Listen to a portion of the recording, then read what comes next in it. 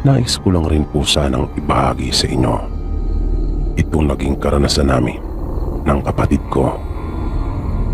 Isang nakakatakot na karanasang hindi ko po talaga makakalimutan, na magpasa hanggang ngayon ay bumabagabag pa rin sa akin. Nangyari po ito noong ako po ay 17 anyos pa lamang, habang yung kapatid ko naman ay 14 anyos noong mga panahong ngayon.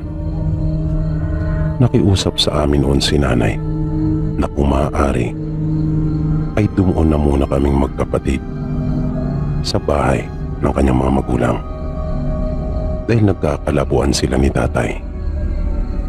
Madalas kasi sila noong nag-aaway dahil may iba umanong babae ang tatay namin, at nais na ni nanay na makipaghiwalay. Ayaw pumayag ni nanay na mapunta kami sa pangangalaga ni tatay, dahil baka apihin lang kami at kawawain ng kanyang bagong kinakasama. Kaya nagdesisyon siya na papuntay na lang muna kami sa lolo at lola namin, habang siya naman ay kasalukuyang inaasikaso ang kanyang mga papeles pabalik ng ibang bansa. Iyon ang unang pagkakataon na makikita namin ang mga magulang ni nanay. At dahil gahul na siya sa oras sa paglalakad ng kanyang mga dokumento, kung kaya hindi na niya kami naihatid pa. Ako na lang ang inasahan ni nanay. Tutal naman daw ay malaki na ako at kaya ko naman na.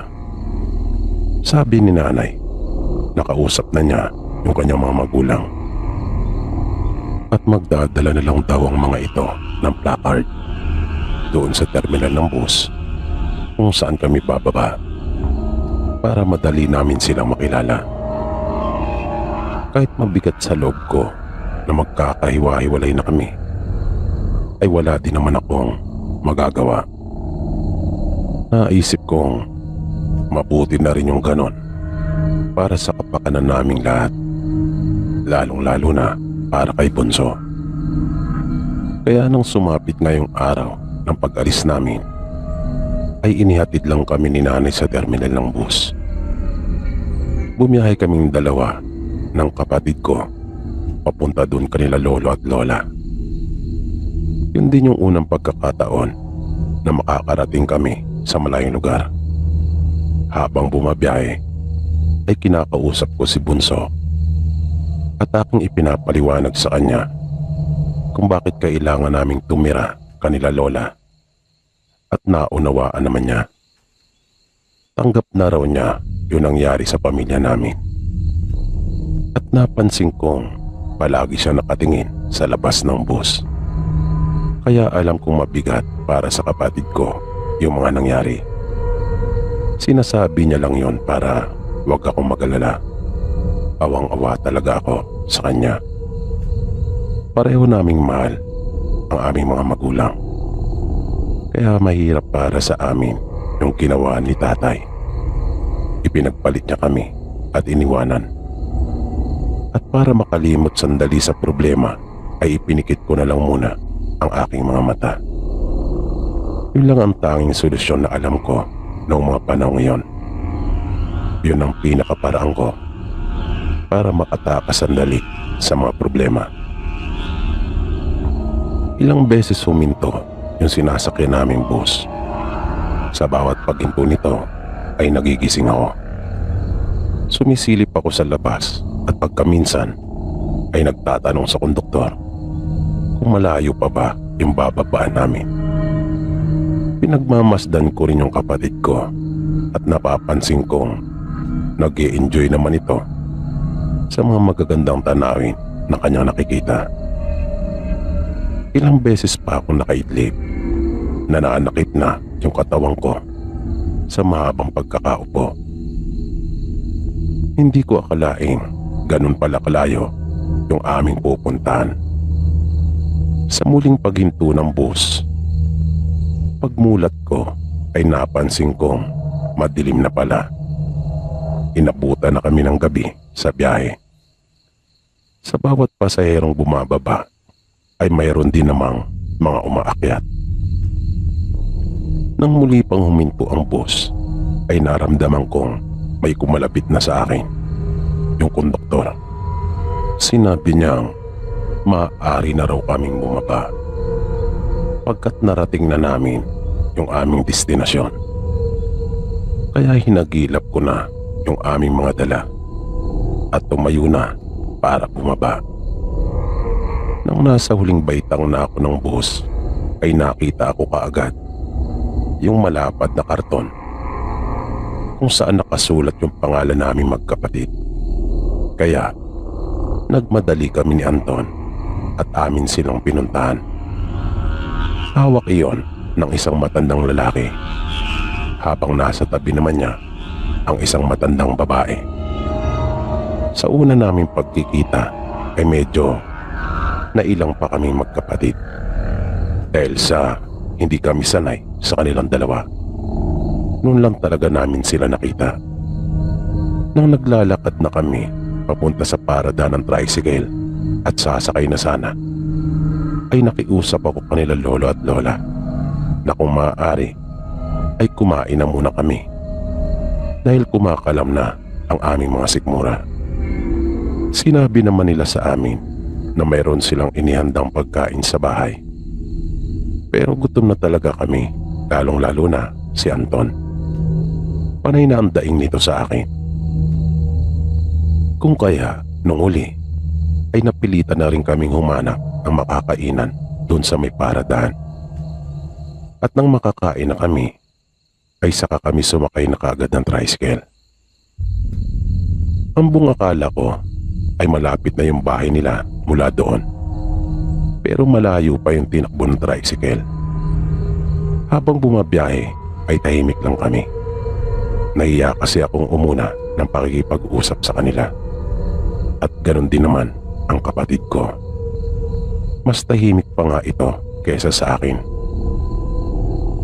Pagka minsan ay nagtatanong sila lolo at lola, magalang naman naming sinasagot. Pero kung ano lang yung itinatanong nila, ayun lang din naman ang sinasagot namin. Dahil hindi pa nga kami sanay at panatag. At napansin kong medyo nasa looban pala ang bahay nila.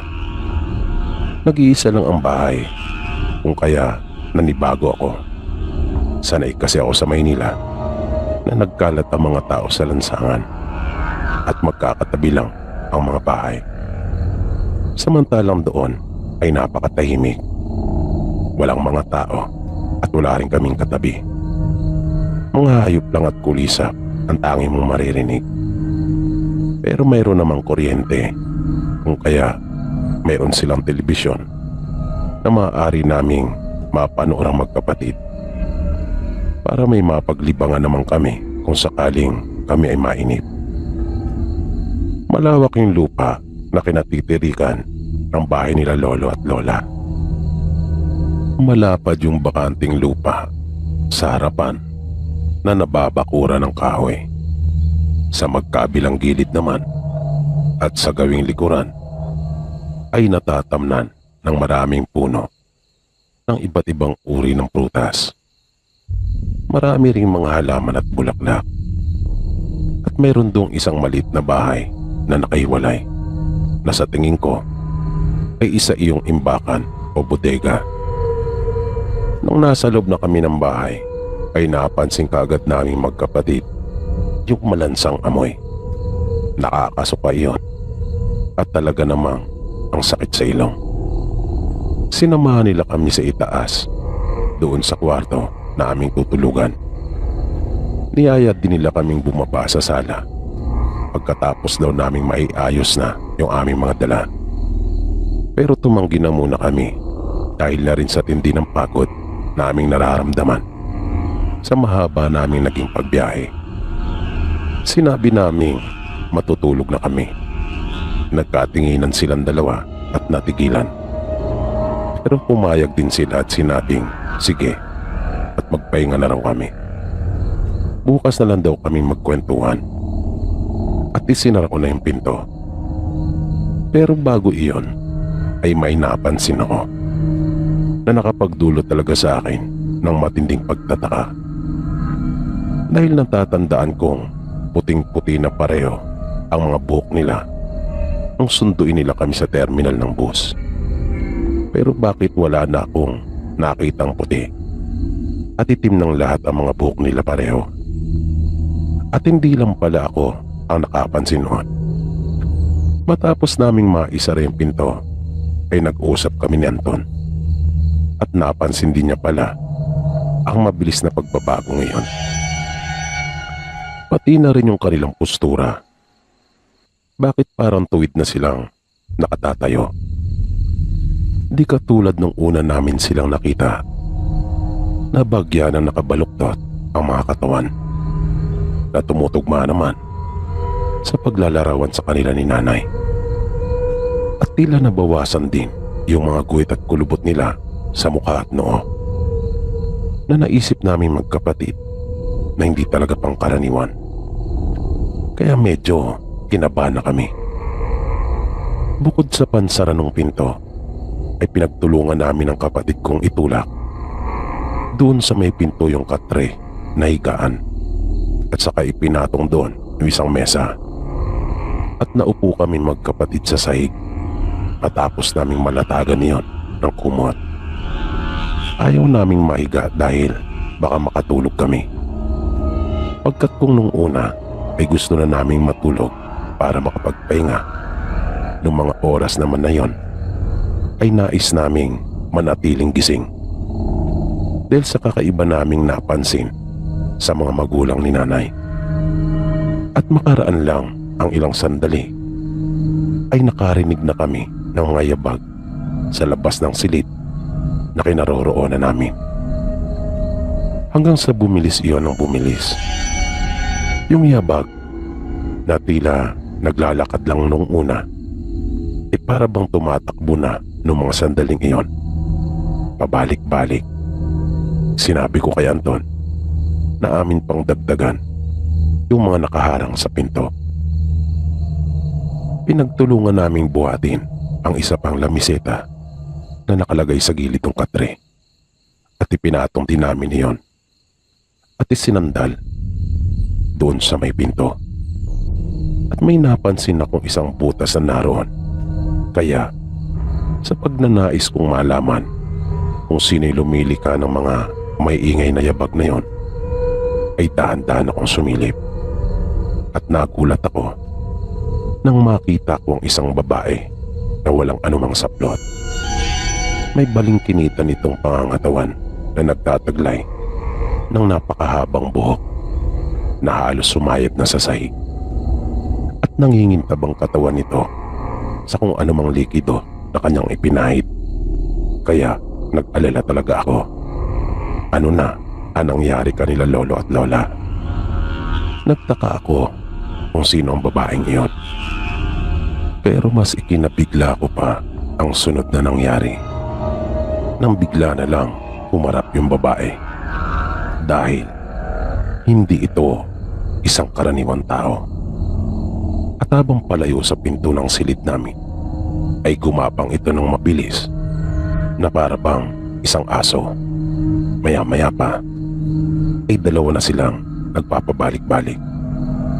Kaya lumakas ang hinala kong marahil ay walang nangyaring masama kanila lolo at lola.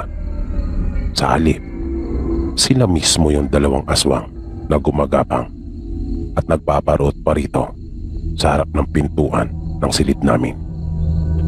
At nang hindi ko na iyon matagalan pa, ay itinigil ko na yung ginagawa kong pagsilip dun sa butas. Kaya sinamantala naman iyon ni Anton. Sinamantala niyang pagkakataon para makita din kung ano yung nangyayari sa labas. Pero pagsilip na pagsilip niya ay agad din siyang napaatras. Dahil nakita niyang papalapit yung muka ng lalaking aswang. At nasundan na iyon ng mga pagkaluskos sa may pintuan. Pinagtulungan nila yung kalmuting dalawa na pagkaminsan ay sinusubukan din nilang buksan yung pinto. Parang mamamatay na ako dahil sa sobrang takot. Panay ang panalangin ko na sana ay umalis ng mga ito. Di ko rin maiwasan na hindi sisihin si nanay kung bakit niya kami pinapunta sa kanyang mga magulang. Gayong alam naman yata niyang aswang ang mga ito. Pero sinabi ni Anton na hindi yun magagawa sa amin ni nanay dahil mahal na mahal kami nito. Maya-maya ay may napansin ako sa katapat na dingding malapit sa bintana sa harapan. Nakita kong medyo bulok na at may maliit ang butas doon. Kaya binalutan ko ng damit yung kamay naming magkapatid at pinagtulungan naming baklasin yon. Winasak namin hanggang sa makalikha kami ng butas na magkakasya kaming pareho. Pero bago kami tuluyang dumaan doon, ay inayos ko yung aming inigaan. Gamit ang mga unan at iba pang kumot na naroon, ay hinulma ko iyon at pinalabas na naroon kami magkapatid na nakatalukbong lamang ng kumot. Nang nakalabas na kaming dalawa, ay hinila ko yung ibang gamit na naroon para matakpan yung butas na aming dinaanan. Naging maingat kami magkapatid dahil may yero kaming matatapakan. Kaya siniguro namin na sa may bandang kahoy kami tumatapak. Nang nakababa na kami, ay bigla naman naming narinig yung dalawang aswang na binuksan yung bintana sa kwarto. Nagawa na pala nilang makapasok sa silid. Kaya napilitan kaming pumasok sa bodega na naroon. Nang nasa loob na kami, ay doon ko palang binuksan yung flashlight ng aking cellphone. At nagulat kami ni Anton dahil may dalawang bangkay doon na halos pareho na lang kalahati ang kanilang katawan. Dahil doon, nang wala nang nakasilip sa may bintana, ay kaagad na rin kaming lumabas ni Anton at nagmamadaling lumabas sa may pakod. Sinundan namin yung daan palabas. Kahit pagod na kami, ay hindi talaga kami tumigil. Hanggang sa marating na namin yung kalsada, tumawid kaming magkapatid at nagpunta doon sa maliit na tindahan. Humingi kami ng tulong. Sa wakas, ay mayroon na ring signal. Nagpalot ako at tumawag kay nanay. Nang magkausap na kami, ay kaagad kong ikinuwento sa kanya kung ano nangyari. Alalang-alala naman siya sa amin. At kahit gabi na, ay nagpasya itong puntahan kami. Maya-maya, ay dumating na yung kapitan at mga tanod na tinawag nung hininga namin ng tulong na may-ari ng tindahan. Pero natakot ang iba sa kanila kung kaya nagtawag pa ng ibang makakasama. Nang sapat ng kanilang bilang ay saka sila nagpunta. Hindi na nila kami pinasama pa. Sa kasamang palad ay hindi na nila naabutan pa yung mag-asawang aswang. Pero nakita nila yung labi ng dalawang matanda doon sa may bodega. Na malakas ang hinala kong yun marahil ang aming lolo at lola. At hindi nga ako nagkamali. Dahil lang dumating na si nanay nung umaga ay kanya iyong kinumpirma. Nawala palang kamalay-malay si nanay na ang kausap niya sa kanyang cellphone nung ipinakikisuyo niya kami magkapatid ay hindi pala ang kanyang mga magulang. Text at tawag pa lang kasi ang uso ng mga panahon ngayon. Hindi katulad ngayon na maaari mo nang makita ang iyong kinakausap. Iyak nang iyak si nanay. Napakalungkot talaga nung nangyari. Nagdalawang isip si nanay na patirahin pa kami doon dahil hindi yun ligtas. Kung kaya, kanya na lang ibinenta yung lupa at bahay. Hindi na rin siya muna ng ibang bansa para magtrabaho. Bumili siya ng isang malit na lote malapit sa bayan at pinatayuan ng malit na bahay. Nagtayo din kami ng malit na tindahan upang may pagkakitaan at nagumpisa kami ng panibago.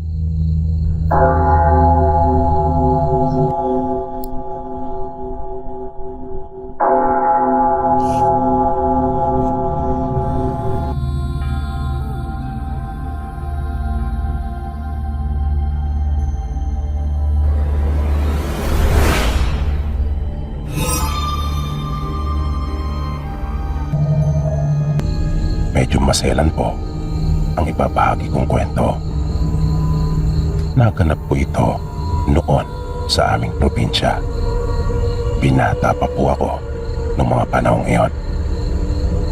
Ang kapatid po ng nanay ko na si Uncle Juan ay may mga karanasan na tungkol sa mga aswang at engkanto. Hindi rin namin alam kung paano nagkaroon ito ng kakayahan na lumaban sa mga ganong elemento. Basta nang bumalik ito sa lugar namin ay may mga kakaiba na itong kakayahan. Kung kaya nga noon, madalas itong lapitan ng mga taga sa amin tuwing mayroon silang problemang hindi pangkaraniwan. Ang edad ko noong mga panahong ito ay 17 anyos pa lang. Si Uncle Juan ay madalas pong nasa amin at paborito niya ako sa aming magkakapatid. Nung mga pagkakataong iyon ay wala pa silang anak ng asawa niya. Minsan nang nasa amin ito ay may dumating na taga-kabilang baryo at hinahanap siya. Sabi nung lalaki, galing na raw ito sa bahay nila Uncle Juan at nalaman niya mula sa asawa ni Uncle na nasa amin nito. Nang makaharap ng lalaki si Uncle Juan ay agad niyang sinabi ang kanyang pakay. Pahayag niya, mayroon umanong gumagambala sa kanyang mga magulang tuwing gabi. May sariling pamilya na kasi ang lalaki, kung kaya hindi na niya kasama ang kanyang mga magulang na namumuhay. Inutusan lang daw siya ng kanyang mga magulang na puntahan si Uncle Juan para humingi ng tulong. Dagdag na sabi pa ng lalaki, base na rin sa kwento ng kanyang mga magulang, nararamdaman nilang may dumadapo sa kanilang bubungan. Kung minsan naman ay nagpapaikot-ikot sa kanilang bahay at nakakarinig pa sila ng mga hayop na umahangin. Kaya kung maaari raw bang puntahan ni Uncle Juan yung bahay ng kanyang mga magulang para sila itulungan. Pagkat simula kasi noon ay naratay na sa banig ang kanyang ama. At kahit pinatingnan na nila ito sa doktor, ay wala pa rin naging pagbabago. Pumayag naman si Uncle Juan at sinabing kanyang pupuntahan ang bahay ng mga magulang ng lalaki. At itinuro ng lalaki kung saan matatagpuan yung bahay ng kanyang mga magulang. Pagkaalis ng lalaki ay tinanong ako ni Uncle Juan kung gusto ko raw bang sumama. Bigla naman akong natigilan at napaisip dahil gusto ko talagang makakita ng mga kakaibang nilalang tulad ng mga aswang at mga engkanto. Pero nagdadalawang isip din ako. Baka kasi hindi ko yon kayanin. Ngunit narinig kong nagsalitang muli si Uncle at sinabing siya raw ang bahala. Kung kaya, pumayag ako at sinabi kong ako ay sasama. Kinahaponan ng araw din na iyon, matapos ang aking mga gawain ay naghanda na ako. Pumunta ako doon sa tagpuan namin ng Uncle Juan. Nauna akong dumating doon, pero mga ilang minuto lang na ako ay naghintay. Pagkat dumating na rin siya at sinimulan na naming lumakad. May kalayuan yung bahay ng dalawang matanda. Nang dumating kami doon sa kanila ay medyo madilim na. Nakakaawa yung sitwasyon ng mag-asawa. Dalawa lang talaga sila doon na naninirahan sa kanilang bahay. At dahil may sakit ang lalaki, kung kaya tanging matandang babae lang ang nag-aasikaso ng lahat. Pinaupo niya kami at tinainan ng nilagang kamote. Sabi pa niya na amin na lang pagpasensya niyon. Pagkat wala siyang ibang maihain sa amin ni Angkol. Na wala naman talaga sa amin niyon. Kaya sinabi naming wala siyang dapat na alalahanin. Matyaga kami naghintay ni Angkol Juan sa sinasabi nilang aswang na gumagambala sa kanila na siyang dahilan ng pagkakasakit ng kanyang asawa. Makalipas ang ilan pang mga oras, ay bigla na lang natigilan si Angkol Juan at kanya akong sinenyasan na huwag magsasalita. Pinakiramdaman niyong mabuti ni Angkol at pinakinggan. Maya-maya pa ay kumilos na ito.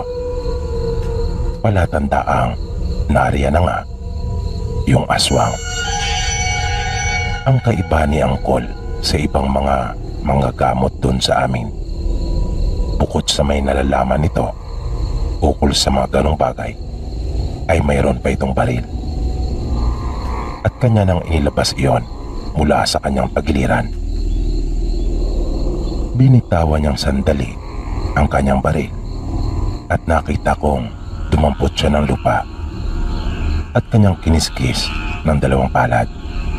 Pagkatapos noon ay yung kanya namang baril ang kanyang pinakain at sinubuan ng lupa habang may inuusad.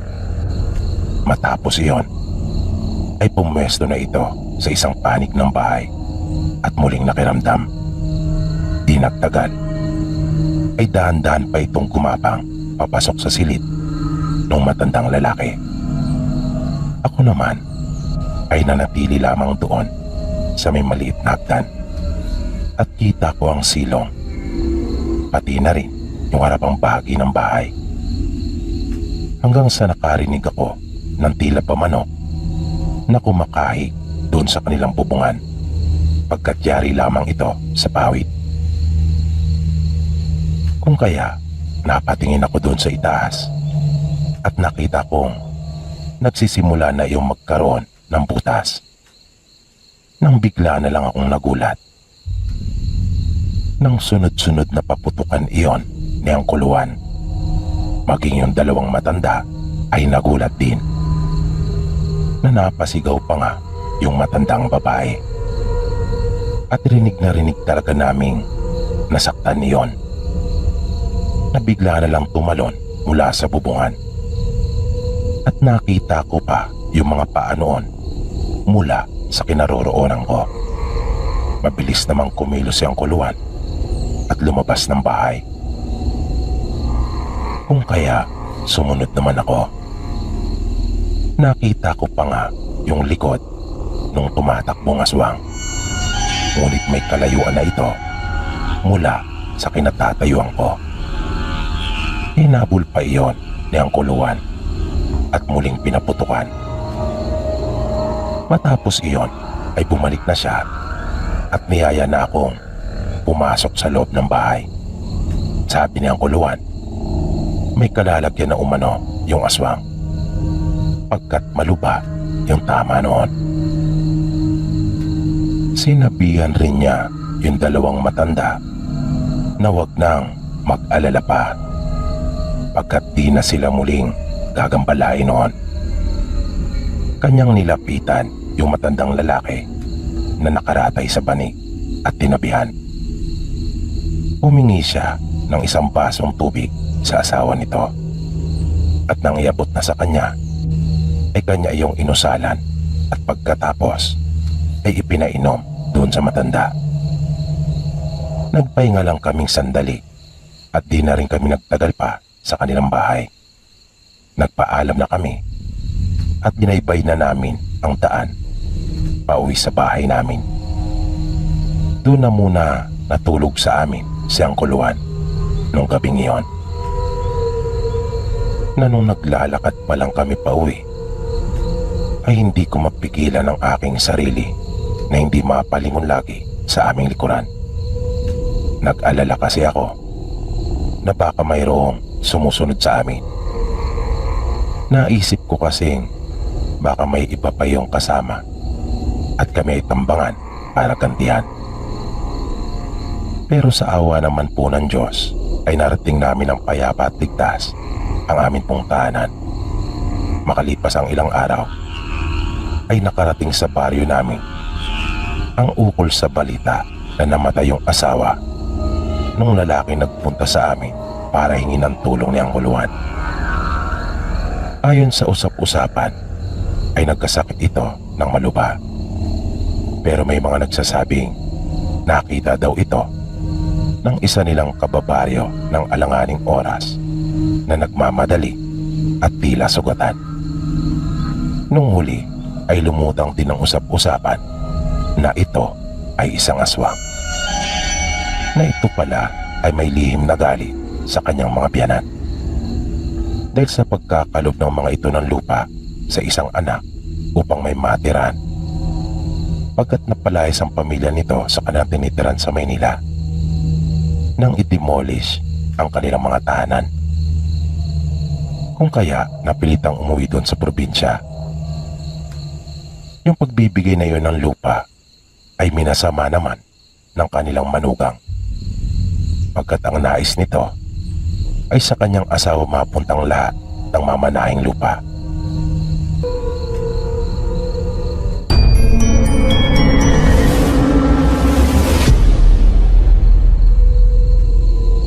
Ko rin magbahagi sa inyo ng kwento. Ito po ay kwentong narinig ko mula sa aking ina noong kami po ay mga bata pa. Ayon sa nanay ko, doon sa kanilang probinsya ay mayroon silang kababaryo na nagngangalang Nita. Ito po ay isang magandang dalaga na punong-puno ng mga magagandang katangian na hinahanap ng isang lalaki sa isang babae. Ngunit si Nita po ay may kapansanan. Hindi po ito nakakapagsalita. Pagkat maiksi umano ang dila nito. Kaya sa kabila ng taglay niyang ganda ay walang magkagusto sa kanya. Pagkat siguradong uulanin ng kantsaw kung kaya walang maglakas loob. Si Nita ay nag-iisang anak lamang at ulila na ito sa ama.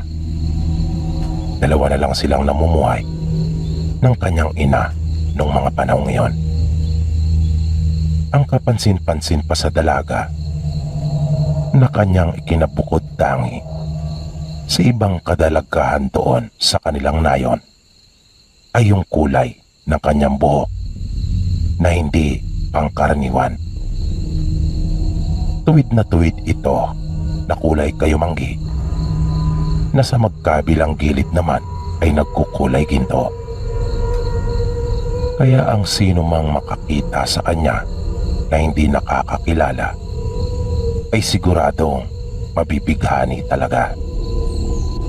Isang gabi, nag-inuman ang ilang kalalakihan na magkakabarkada na nang maubos na ang kanilang pulutan ay ang tungkol naman kay Nita ang kanilang pinag-usapan.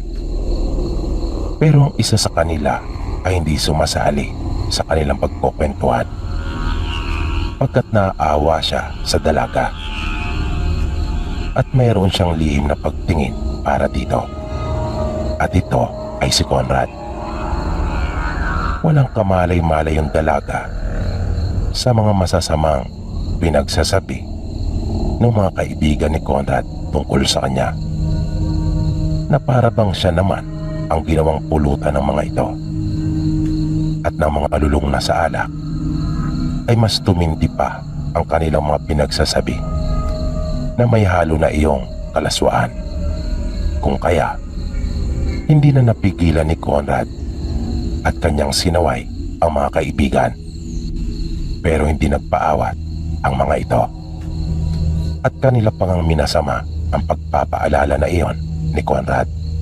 Kung kaya, napilitan na lang itong umalis at iniwan na ang mga kaibigan. Umuwi na lang ito sa kanila.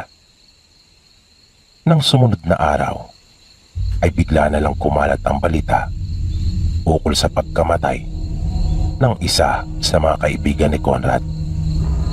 Nakasama nilang nagiinuman noong nagdaang gabi. Ito'y natagpo ang wala ng buhay sa kakahuyan malapit sa bahay nila Nita. Kaya lubha nilang ipinagtaka iyon. Lahat sila sa kanilang nayon ay walang maisip na dahilan sa kung ano talaga ang tunay na nangyari.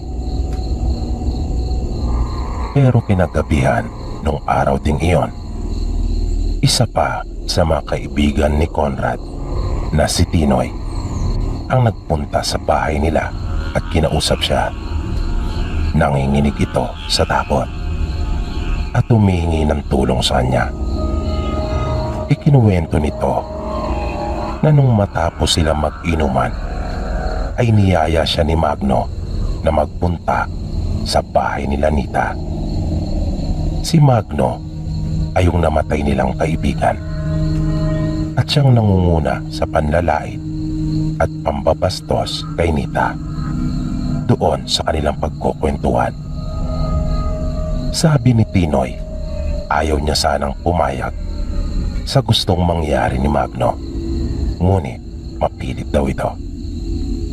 Kaya wala na rin siyang nagawa noong huli, kundi ang sumunod sa gusto nito.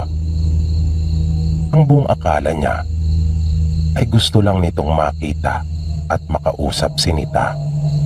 Pero iba na pala ang plano nito. Nakabaliktaran pala lahat ng mga sinasabing panlalait sa dalaga, na malaki pala talaga ang pagnanasa nito kay Nita. At masama na ang nasa isip nito, na kanya palang hahalayin ang dalaga. Sa pilitan daw nilang pinasok ang bahay nila Nita at nakita nila itong mahimbing na natutulog sa isang silid. At kahit siya raw, sabi ni Tinoy, ay nadala na rin sa makamundong pagnanasa nang makita nilang nakalilis yung palda ni Nita. Ngunit nang kanila nang isasagawa ang maitim na balak, ay bigla na lang may tumaluhong sa kanila. At kitang-kita ni Tinoy ang isang nakakatakot na nilalang na mayroong matutulis na mga ngipin at mahabang kuko. Malaki din umano ang mata nito na wala kang makikitang anumang ibang kulay maliban sa itim. Paglalarawan pa niya, maliit lamang iyon na maihahalin tulad sa isang batang nasa pagitan ng 6 hanggang 7 taong gulang. Dahil doon ay napatalon sila Tinoy sa bintana at nag-uunang makalayo.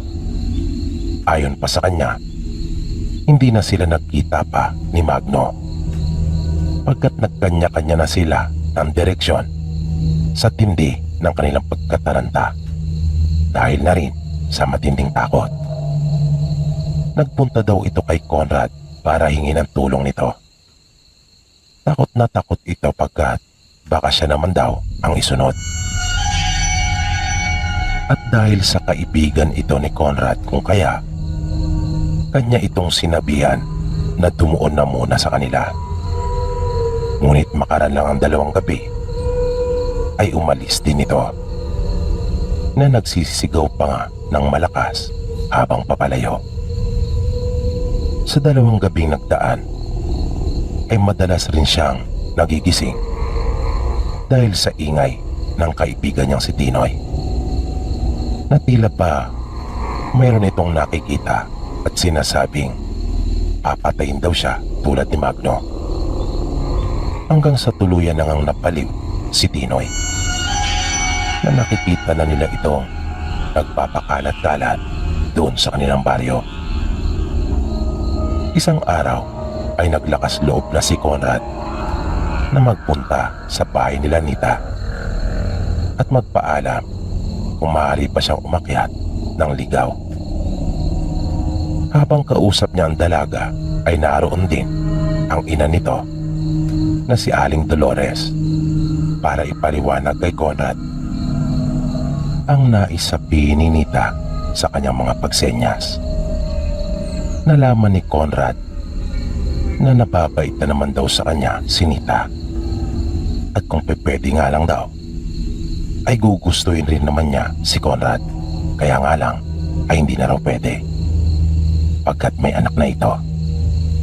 At malalagay lang kapwa sa peligro ang buhay nila kung kanilang ipipilit ang gustong mangyari ni Conrad. Nagtaka si Conrad sa pag-amin ni Nita. Pero sinabi nito sa pamamagitan ng kanyang ina na wag na niyang abalahin pa ang kanyang sarili, na unawain at alamin ang mga bagay-bagay, pagkat siguradong mahihirapan lang itong intindihin niyon, pagkat mahirap talagang ipaliwanag. Bilang panguli ay pinayuhan siya ni Nita na kanya na lamang ipaling ang pagtingin sa iba, at sigurado naman daw siyang makakahanap din si Conrad ng napabagay para sa kanya.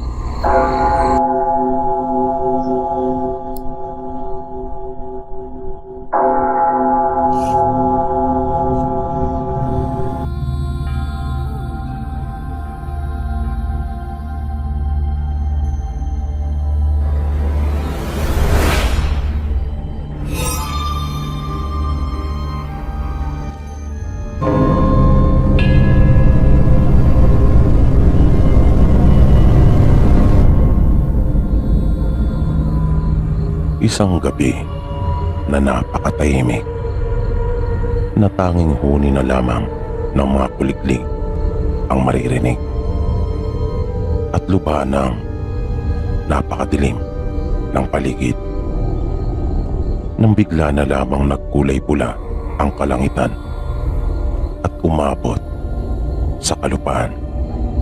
Maya-maya pa ay bigla na lamang binasag ang katahimikan ng isang nakakakilabot na pagsigaw.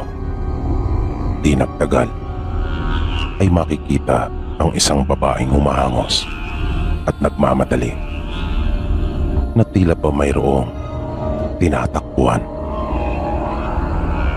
Takot na takot ito na nangangatal ang mga labi. Kapansin-pansin din ang panginginig ng kanyang mga kalamnan, lalong-lalo na ang kanyang mga kamay. Nakakita siya ng isang abandonadong paaralan. Ito yung pinakauna at lumang paaralan na naitayo doon sa kanilang lugar. Nagmamadali siyang pumasok. Napatuloy pa rin ang kanyang paglingon sa kanyang likuran. Dalawa lamang ang silid-aralan na naroon. Pumasok siya sa isang silid at nagpunta sa sulok. Umiiyak na siya dahil sa matinding takot. Naupo siya at niyakap ang sarili, na pinipilit niyang kumalma.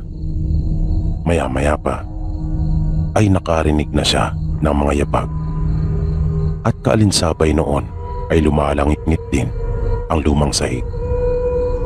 Lalo siyang nanginig sa takot at dahan-dahang tumayo. Biglang nanlaki ang kanyang mga mata nang mapansin niya ang isang malaking kamay na may mahabang kuko na kumapit sa gilid ng dingding,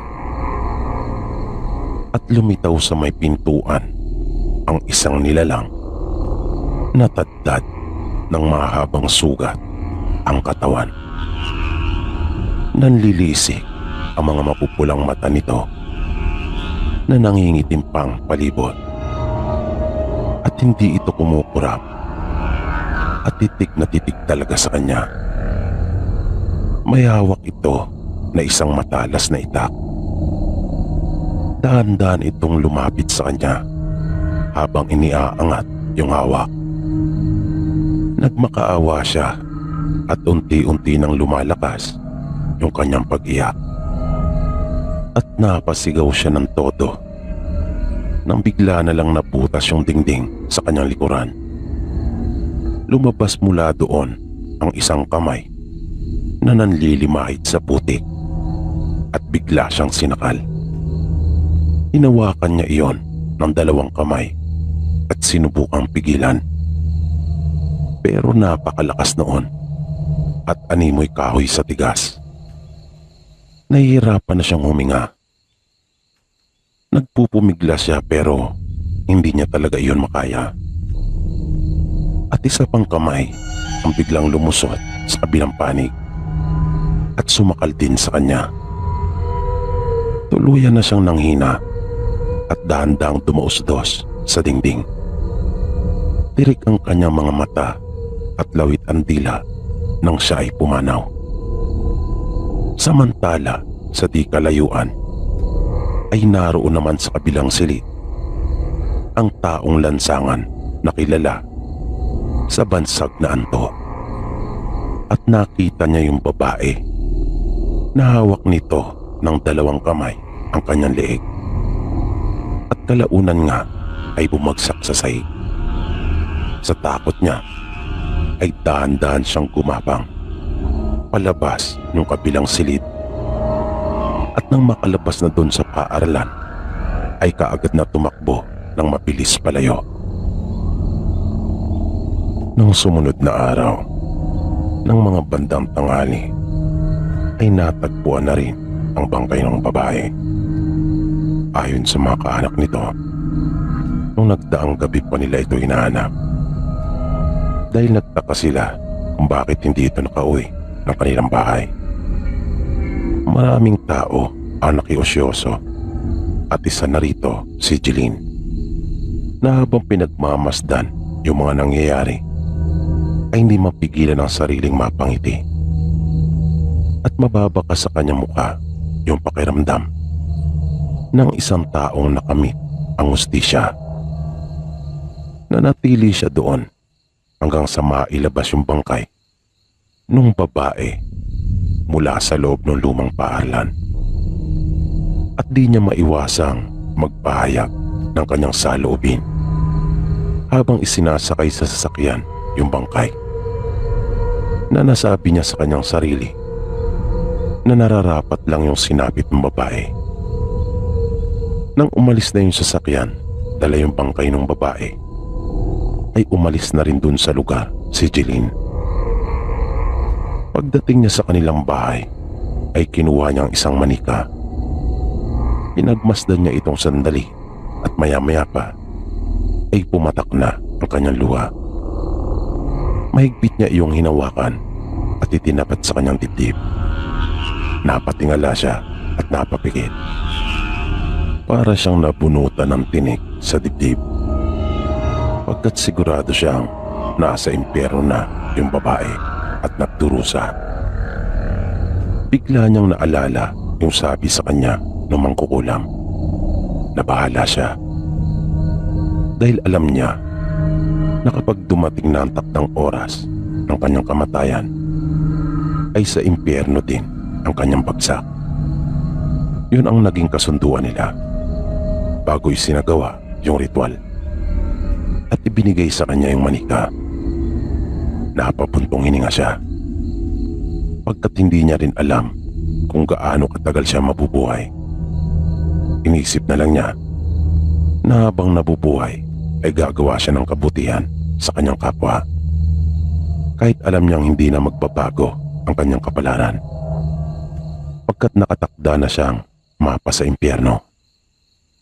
Dahil iyon ang kapalit sa kanyang paghihiganti doon sa babae, dahil sa ginawang pagsira nito sa kanilang buhay at pamilya. Pagkat dahil din sa babae, kung kaya iniwalayan siya at iniwan sila na nag-iisa niyang anak ng kanyang asawa. Mabilis na lumipas ang maraming taon. Nakahiga si Jeline sa kanyang kama at kinakapos na ng hininga. May edad na siya at nagdurusa pa sa matinding karamdamang taglay. Alam niya na ilang sandali na lang ang kanyang ilalagi sa mundo. Dito niya naramdaman yung bigat ng kasalanang kanyang nagawa. Nakaramdam siya bigla ng matinding takot, pagkat siguradong magdurusa din siya sa impyerno. Maya-maya ay biglang tumahimik ang buong kapaligiran na para bang huminto sa pag-ikot ang mundo. Parang tumigil sandali ang oras.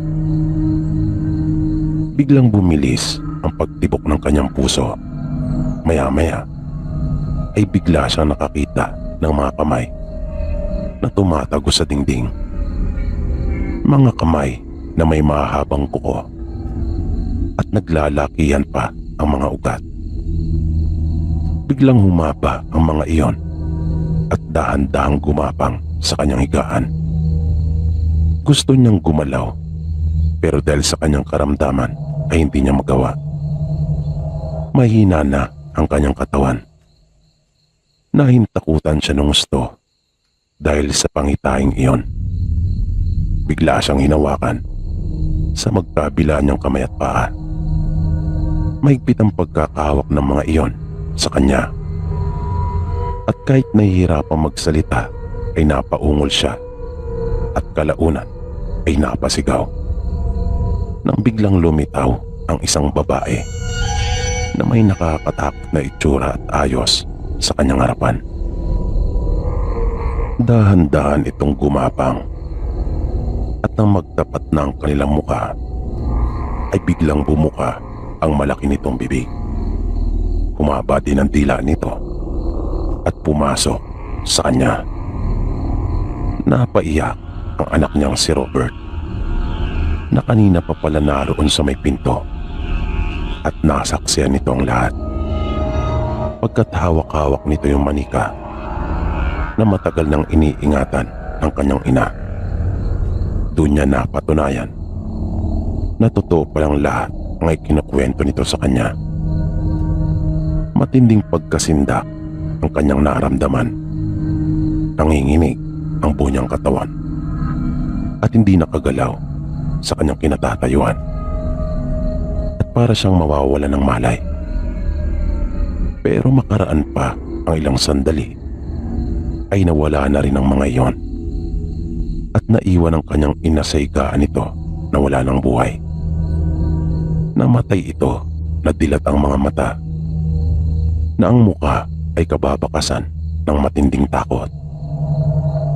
Biglang bumalik sa dating ayos ang silid. Umaliwalas na muli ito. Mag-isa na lang si Robert sa bahay nila. Nailibing na ang kanyang ina. Patay ang ilaw ng buong bahay. Naroon siya sa kanyang silid at napapalibutan ng mga kandilang kulay itim. Hawak niya ang manika. Isinagawa niya ang ritual at inusal yung mga kataga. Pagkatapos noon ay umiyak siya ng umiyak hanggang sa nakatulugan na niya iyon. Nang mga madaling araw ay bigla siyang nagising. Humihingal siya at pawis na pawis. Bumangon siya at naibulalas ang mga katagang nangyari na. Pagkat nakita niya iyon sa kanyang panaginip. Kinaumagahan habang nag-aalmusal bago pumasok ng kanyang trabaho ay biglang nabaling ang kanyang atensyon sa telebisyon. Ayon sa balita, isang babae ang natagpuang patay sa isang motel at karumal-dumal ang sinapit nito dahil pinaghiwa-hiwalay umano ang parte ng katawan.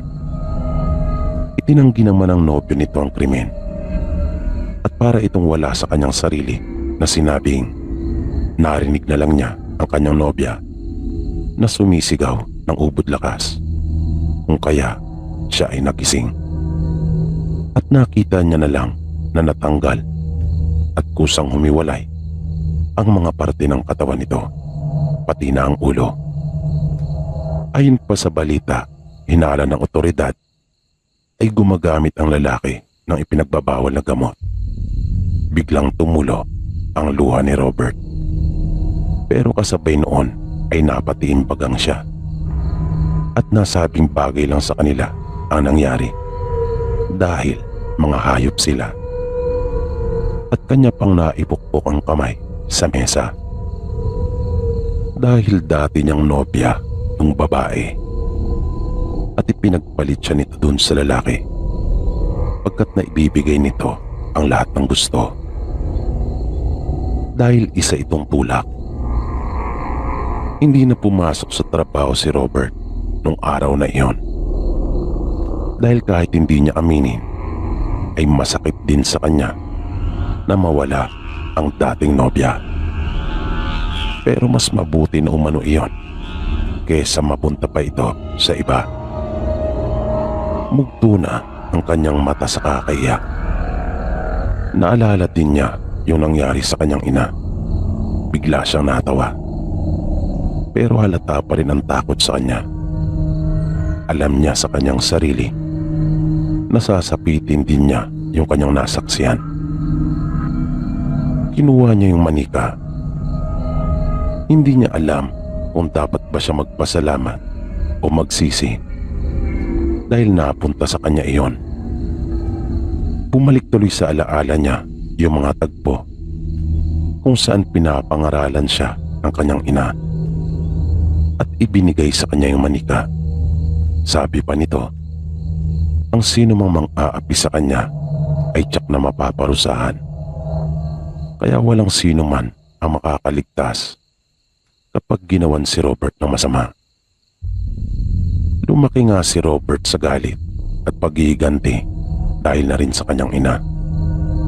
Wala na kasi itong naging buwang bibig noon, kundi puro tungkol sa mga di magagandang naranasan nito at sinapit. Isang araw ay nagpasya si Robert na magpunta sa bahay ng dati niyang nobya. Isang linggo na kasi siyang binabagabag. Hindi na siya nakakatulog at hindi na rin siya halos nakakakain dahil sa pag-iisip. Nasa malit na gate pa lamang siya para kumatok ay nakita na kagad siya ng nanay nito na sakto namang papalabas noon ng pinto ng kanilang bahay. Napayaw ito sa saya nang siya ay makita. Mabilis nitong binuksan ng gate at kaagad siyang niyayang pumasok. Hindi naman nakakibo ang tatay ng dati niyang nobya nang makita siya. Pero halata din sa mukha nito ang kasiyahan at baka sa mukha rin nito ang pagsisisi pagkat itong lumason sa isip ng kanyang nobya. Hindi sila magkamayaw sa pangangamusta kay Robert. At nang mapansin nila ang pangangalong mata at pagbagsak ng katawan nito, ay lalo silang naantig. Dahil naisip nila na mahal talaga nito ang kanilang anak. Kaya humingi pa sila ng tawad sa binata. Nagkamali umano sila ng pagpili para sa kanilang anak. Kasalanan daw nila. Buhay pa sana ang kanilang anak kung si Robert pa rin sana ang nobyo nito. Dahil alam daw nila na hindi kayang saktan ni Robert ang kanilang anak. Habang patuloy sila nagsasalita, ay nakatayo pa rin si Robert sa kanilang harapan at nakayuko. May hawak itong paper bag. Kaya sinabihan nila itong maupo. Pero hindi kumilos si Robert at nanatili lang sa pagkakatayo. Maya-maya ay dahan-dahanan nitong iniangat ang kanyang ulo at nakita nilang lumuluha na ito. Lalo silang naantig at naawa sa binata. Naisip nilang matinding paghihirap talaga ng kalooban ang dinaranas nito dahil sa pagkawala ng kanilang anak. Tinitigan sila ni Robert. Nagsalita ito at sinabing siya ang dahilan ng pagkamatay ng kanilang anak. Pinigilan ito ng nanay nung dati niyang nobya at sinabing nauunawaan nila ang pinagdaraanan nito at huwag daw niyang sisihin ang kanyang sarili dahil sa nangyari. Sumigaw si Robert at sinabing hindi nila naiintindihan. Siya ang pumatay sa kanilang anak dahil sa manika na galing sa isang malupit na mangkukulam. Ipinagtapat niya sa kanila na nakipagkasundo umano siya at isinanla ang kanyang sarili sa dyablo para mamatay at maparusahan sa impyerno ang kanilang anak. Nagulat sila sa mga sinabi ni Robert, pero hindi pa rin sila sigurado kung nasa tamang katinuan ba ito. Hanggang sa inilabas ni Robert yung laman ng paper bag na bitbit nito. Ipinakita ni Robert at itinapat sa kanilang mukha yung sinasabi niyang manika. Matapos iyon ay kanyang inilapag sa lamiseta kasama ang ilang piraso ng papel at tinalikuran na niya sila. Lumabas na siya ng kanilang bahay at mabilis na nilisan yung lugar. Nang sumunod na araw, laman ng mga payagan, balita sa radyo at telebisyon ang ukol sa isang lalaki na natagpuang patay sa loob ng bahay nito. Masaklap yung sinapit ng lalaki dahil may mga bakas ito sa iba't ibang parte ng katawan na palatandaan na ito ay ginapos at pinahirapan muna bago pinag-iwahiwalay ang mga parte ng kanyang katawan. Napatimbagang naman ang nanay at tatay ng dating nobya ni Robert. Para sa kanila ay nakamit na nila yung hustisya para sa kanilang anak. Nakahinga na sila ng maluwag. Ngayon ay inihintay na lamang nila yung oras ng kanilang pagpanaw para pagbayaran sa impyerno yung kanilang ginawang pakikipagkasundo sa dyablo, para pagbayarin si Robert sa kanyang ginawa sa kanilang anak. Sinunog na rin nila yung manika, pati na yung mga papel na kasama noon, kung saan nakalagay lahat doon ng nangyari na may kinalaman doon sa manika.